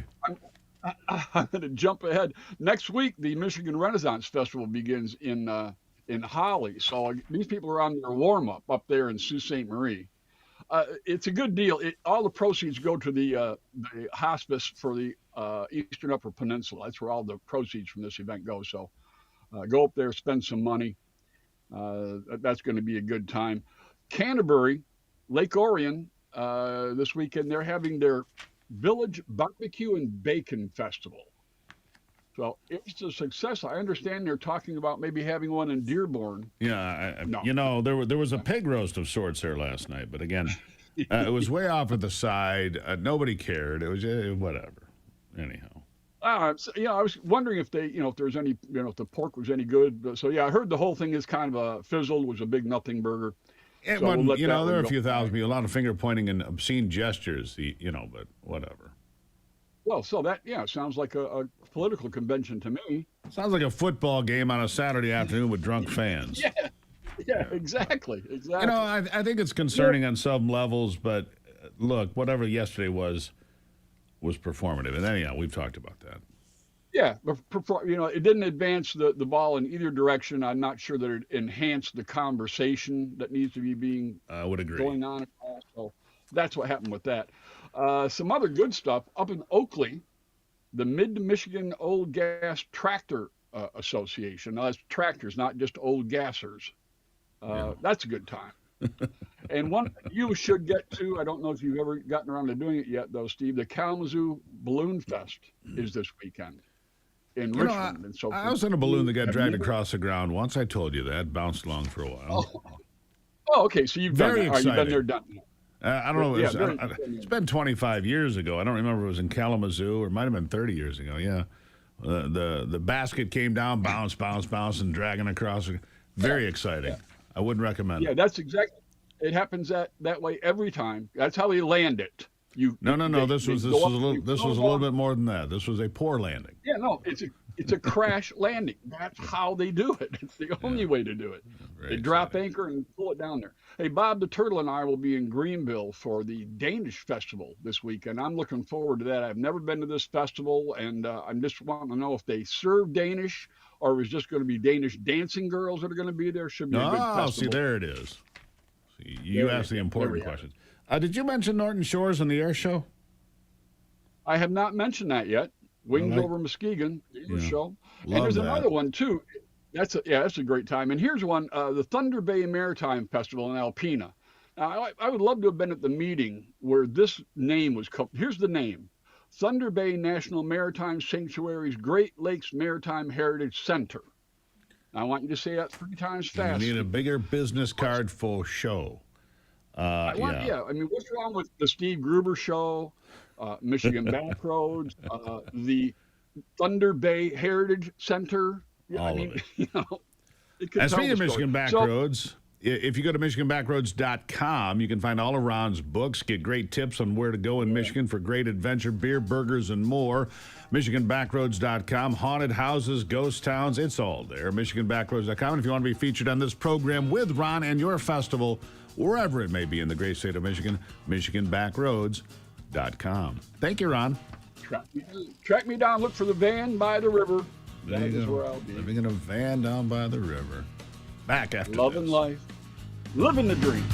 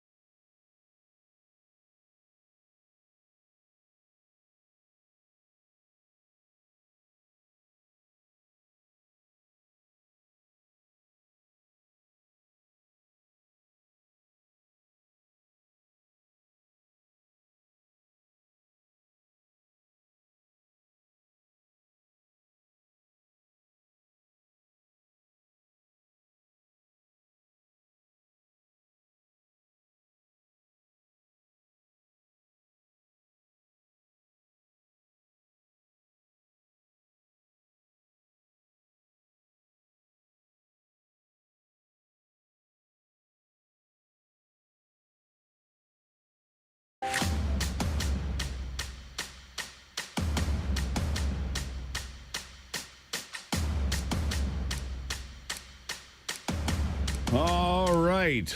If you missed it earlier, a Fauci advisor pleads guilty. It's the latest guilty plea in this COVID blowback or hangover or whatever you'd like to refer to it as. David Morens, former senior advisor to Dr. Anthony Fauci, pled guilty to concealing, hiding COVID-19 related records. He admitted to conspiring to defraud the United States by hampering the lawful function of public health agencies. He also admitted to conducting government business through his personal Gmail account to hide his communications with co-conspirators. He was the former National Institute of Allergy and Infectious Diseases official. He admitted to conspiracy to commit offenses and to defraud the U.S. He's 78 years old and faces 5 years in prison. His attorneys said this: by pleading guilty today, Dr. Morens has taken responsibility for what he did and will continue to do so. I wonder if part of that plea deal was to turn state's evidence against Anthony Fauci. Look, Fauci's in the crosshairs here. Moritz admitted that between April of 2020 and June of 23, he conspired with 2 unnamed co-conspirators and others to defraud the United States by hampering, hindering, impeding, or obstructing by craft, trickery, deceit, or dishonest means the lawful and legitimate functions of public health agencies from complying with the Freedom of Information Act and Federal Records Act, including by destroying and concealing records related to the termination and restoration of the National Institutes of Health grant for research on bat coronaviruses. They're all guilty. They created this thing. They funded this thing. And this thing got away, either intentionally or accidentally, but this thing got away. Millions of people died. Tens of millions were forced to take a experimental gene therapy, not a vaccine per se. Many more died from that. They are criminal. He should go to prison, 78 years of age or not. That's a fact. I'll take a break and be right back.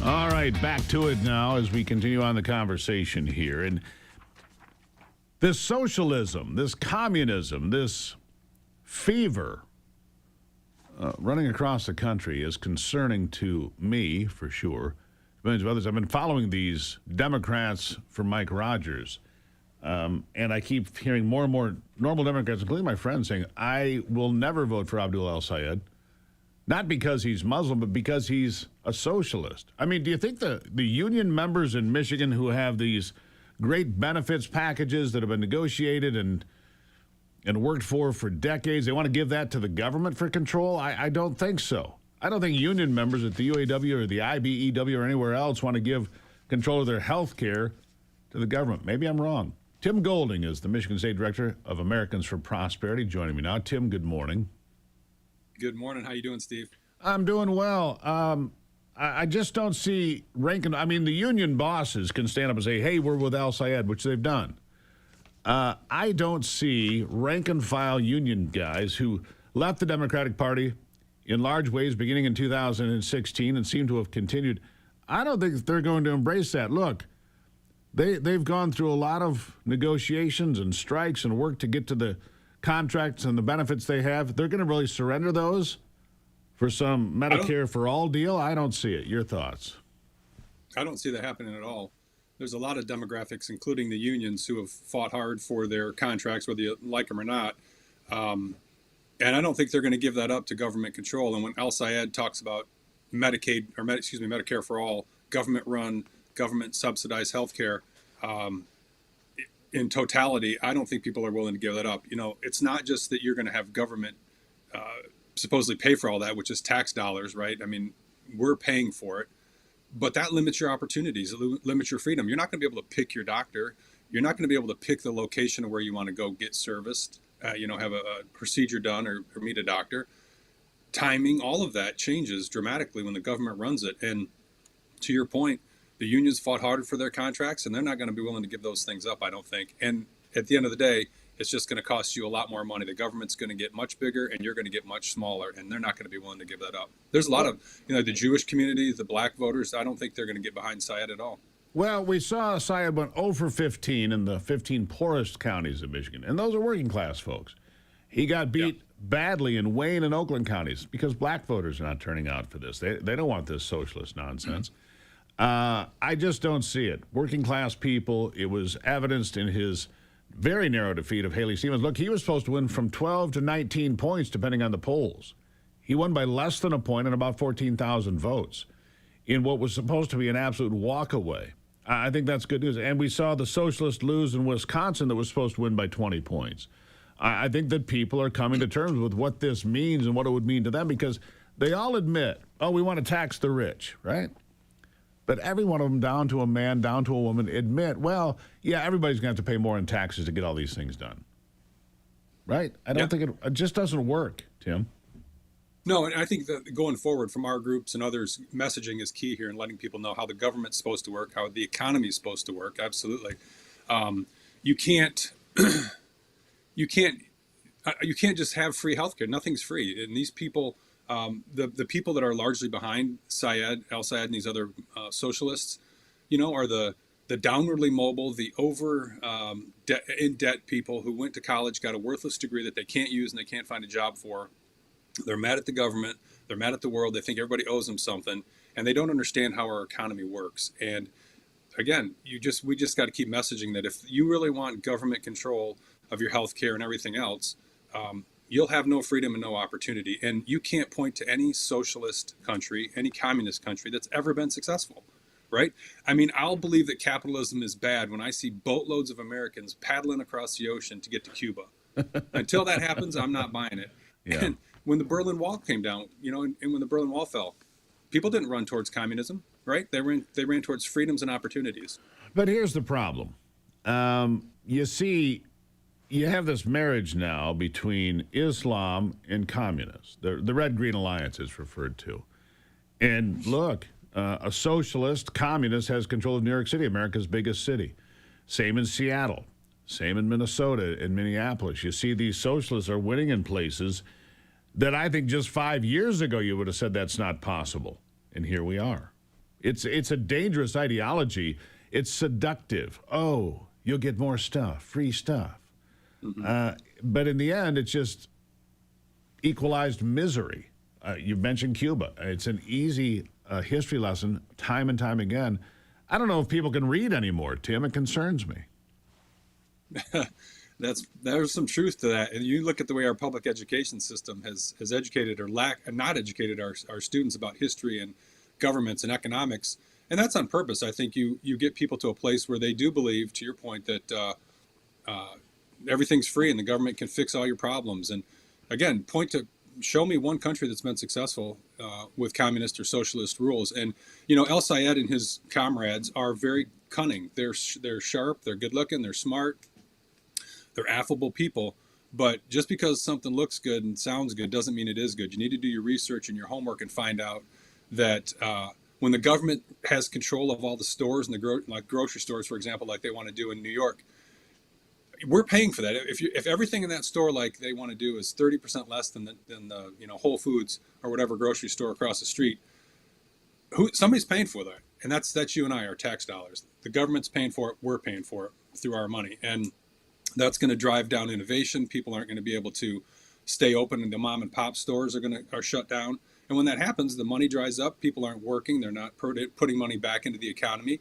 So it sounds good, but it's not good. And people need to bone up on their history and look at countries that have failed and failed miserably. The human suffering is terrible under communism and socialism. And I will work every day, tooth, fang, and claw going forward to make sure that El Sayed doesn't get elected and that we elect a good conservative policy champion like Mike Rogers to the U.S. Senate. When and I the went other to races school, as well. Tim, you make a great point here. When I went to school and they taught us about China, they referred to it, my teachers, all of them basically, referred to it as communist China. Nobody refers to it as communist China anymore. It's just China. It's communist China. And we should go back to making sure our language is clear on what is what and what means what exactly. It's important. Words matter. And I think you're right. I look at Will Lawrence in the 7th Congressional District in Michigan, DSA member. Open the borders, get rid of the presidency, get rid of the Supreme Court, get rid of the Senate, raise taxes. I mean, it's insanity. And I think Tom Barrett now stands a very good chance of retaining his seat. Last word to you. Yeah, I mean, you look at the policies that these people are running on. It's a lot of fodder for us to point out their poor policies. And you take people like Mike Rogers and Tom Barrett, who are strong conservative policy champions. They're the right path for Michigan, and we're going to continue to sound that alarm every day and educate people on what the negative effects of socialism and communism will be. Again, we need to get back to educating people, and I was hoping in this 250th year that people will return to patriotism, love of country, and a boring communism. And we need to get people to that place. I think this is for some people, the candidacy of some of these far left candidates is a wake-up call. It's a slap across the face. Are you awake or not? Tim, always good talking to you, my friend. Thank you. Thank you, Steve. All right, we'll take a break. Ivy's on the way in after this.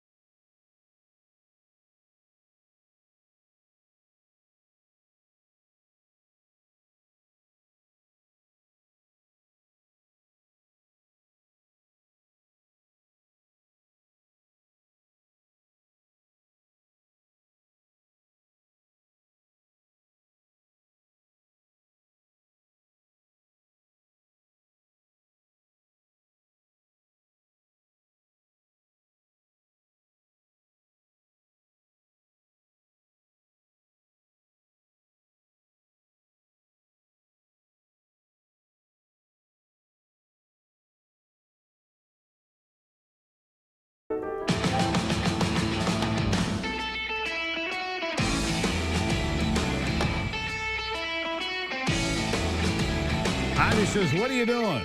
I'm learning. I'm studying. I'm looking at the Kalshi, predictions and how they fare. These prediction markets that take money to bet on political races and how accurate they are. And they're slightly more accurate than traditional polling, but as we just saw yesterday, I don't know if you saw this or not, a company that ran polling, Median Strategies or something like that, Okay. said their polling in Wisconsin wasn't real and their polling in the L.A. mayor's race wasn't real. It was just a social experiment. They showed the communist winning in Wisconsin by 23 points or something. She lost, of course. They made a major mistake, and it was a social experiment. So, yeah, it was a social experiment. So now they've suspended their company and they're out of the polling business. I think they just had lousy polling because they didn't do any polling in Michigan where Abdul El-Sayed was supposed to win by 12 to 19 points and won by less than 1 point at 14,000 votes. And they weren't here, and that polling was way off the mark. So I'm just asking, I don't know.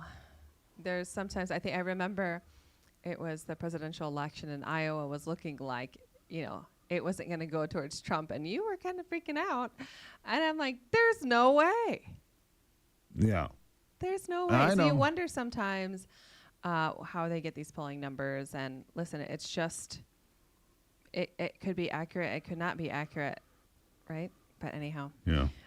So what do you know if the Save America Act has had any movement at all? No, it has not. It's stuck there, and John Thune has accomplished exactly nothing. There. This is incredibly frustrating. I did see Florida has now counted 95% of its vote in less than 1.5 hours. Remarkable. 1.5. Well, it's done now. The election was yesterday. They started. But see, Florida does something a little bit differently. They begin counting their mail-in ballots or early votes something like 9 days ahead of time. They've got a system, though. After the 2000 debacle. Yes. They have a system. Yeah. And it works. Right. And other people should pay attention. They don't do mass mail-in ballots like some states. They have voter ID. They have systems that work. They have people from both parties that are observers of the elections. And look, on any given night, midterms, most of the races will be, you'll know by 11 o'clock at night most of the races. On a presidential year, by 11 o'clock, you're going to know who won Florida. Yep. And you're also going to know who won Ohio. That's right. The thing is, Florida has a lot of people. They have a great system, and what I gather from all of that is it can be done. And so if the states around the country can emulate Florida, then all will be good. And they did pass their own version of the Save America Act into law, which fortifies citizenship verification and voter ID, which means that each state could do this as well. That's right. In fact, Michigan's voting on voter ID and citizenship. California's voting on it. Right. The importance of getting to the polls, for sure. It's really important stuff. So I want to play a bite for you, Steve. I think that Jennifer Welch, they're on CNN with Scott Jennings, and her comments to me kind of sum up the Democratic Party right now. Anthony, if you have that Jennings bite. Cops on January 6th. Meanwhile, this guy, this should be the lead story, is clearly suffering from massive mental decline. He is out of his mind with all of the show and tell procedures that go on in the Oval Office. 2 days ago, he gave 3 press conferences in a row. And if you don't think he has dementia, let's just discuss the time that when he was on the campaign trail that he tried to perform oral sex on a microphone. If Joe Biden did this, I hope this is what Democrats do be next an year. ER. If this is the Democratic strategy, congratulations, America. You've already reelected Republican majorities as far as the eye can see. Yeah, because Trump's approval is in the low 30s. Come back to me. Oh my gosh. Okay. To me, that like summarizes the Democratic Party right so now. So this is your argument. Donald Trump performed oral sex on a microphone. Oh my gosh! Like, come on! Is that you have nothing? It's not substantive serious at all. Oh my gosh! It's just not serious. It's not. Yeah. So I find this interesting as well. I don't know if you've seen this, but the chairman of the SEC, Brendan Carr, they're actually doing some investigations on Disney and others. And I want you to hear this bite and I want your take on it. All right. Go ahead, Anthony. Disney ABC just filed a lawsuit against the FCC to attempt to get a court to stop us from moving forward in some ongoing proceedings at the FCC. So over a year ago, the FCC launched a proceeding to examine concerns that Disney ABC had been discriminating based on race and gender, basically potentially engaging in illegal DEI discrimination. They've been producing documents to the FCC. We've been developing a record. We've made no final decision, but now Disney has rushed to court to try to stop the FCC from moving forward. And apparently, I guess Disney must be very concerned and worried about that production. But obviously, their lawsuit is meritless. We look forward to responding to it, and the FCC ultimately is going to keep moving forward and follow the facts and the law wherever they take us. So, all broadcasters have an obligation to operate in the public interest, even Disney. And so I found that very interesting. What do you think about it? Well, you know, I had the guy on here a little bit earlier, Trevor Tim, who says that he finds the lawsuit by Donald Trump against, the FCC action against ABC to be out of bounds. Well, if they're doing that, then the investigation is wholly different than him saying that Trump doesn't like what they say on The View. That's probably true. He probably doesn't like what they say on The View. But the fact of the matter is, if they're doing the things that you just had laid out there, those are serious allegations. Right, exactly. And they should be held accountable for that if this is actually happening. And, you know, the question was asked, well, they shouldn't get to have all of this airtime for free, you know, if right. Depending on, and also not even just for free. We pay for it. We subsidize these networks. If people don't realize. I didn't realize that. We subsidize through different channels and different operations. So yeah, play it straight. Hire people based on merit. That's quite a concept, isn't it? Tomorrow I'm going to talk about something that was just found in Nicaea, which could be something very extraordinary for Gotta leave the it start there. of the Christian church. All right. Love Cool you. stuff. Love you. Back after this.